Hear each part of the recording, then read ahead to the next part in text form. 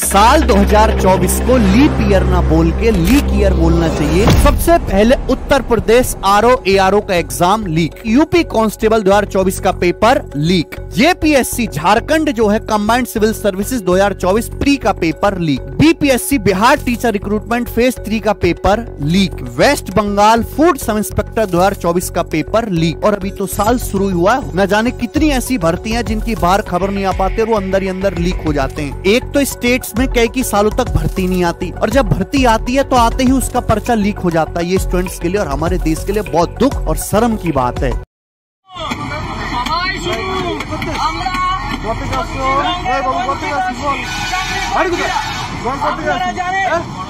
গত 16 এবং 17 মার্চ আমাদের পশ্চিমবঙ্গ পিএসসি কিন্তু কার্যত দেখা গিয়েছে এই পরীক্ষাটা তারা প্রহসনে পরিণত করেছে। আমার আপনার বাড়ির ছেলে মেয়েগুলো যারা দিন রাত এক করে মাথার ঘাম পায়ে ফেলে পড়াশোনা করে পরীক্ষা দিতে গিয়েছিল, তারা গিয়ে কি দেখতে পেল যে পিএসসির অপদার্থতার সুযোগ নিয়ে পিএসসির চুরির জন্য আমাদের শিক্ষিত যারা বঞ্চিত যারা তারা দেখলো যে পরীক্ষা শুরু হওয়ার 1 ঘন্টার আগে শুধু প্রশ্নপত্র নয়, প্রশ্নপত্র সহ উত্তরপত্র বাইরে বেরিয়ে গিয়েছে।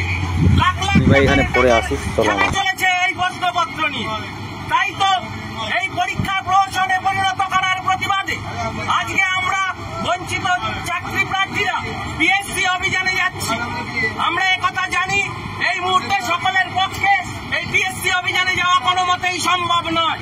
তবে এটাও সত্যি, আজ যদি আমরা প্রতিবাদে না করি, আমরা প্রতিবাদী মনোভাব না দেখাই, তবে যেইভাবে এগিয়ে যাচ্ছে কার্যত সব পরীক্ষাগুলোই প্রহসনে পরিণত করার পথে রয়েছে পিএসসি।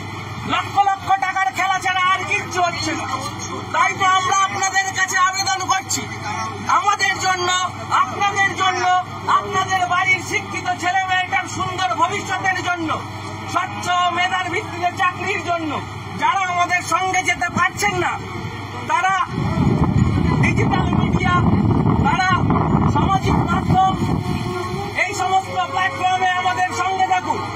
আজ এবং কাল গণহারে টুইট এবং ইমেলের মধ্যে দিয়ে ওই উলঙ্গ রাজা পিএসসির চেয়ারম্যান যারা রয়েছে, দায়িত্বপ্রাপ্ত যে নেতারা রয়েছে, তাদেরকে টুইট এবং ইমেলের মধ্যে দিয়ে প্রশ্ন করুন, রাজা তোর কাপড় কোথায়?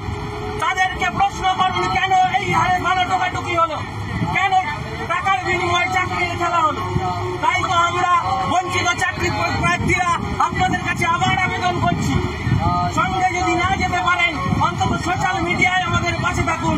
আজ এবং কাল গণহারে টুইট করে এই পরীক্ষা ক্যান্সেল করে আর স্বচ্ছতার ভিত্তিতে আগামীতে আবার পরীক্ষা নেওয়া হোক, এবং একটাই পরীক্ষা হোক, কোনো নর্মালাইজেশন নয়, কোনো টোকাটুকি নয়, টাকার বিনিময়ে কোনো চাকরি নয়, স্বচ্ছতা ও মেধা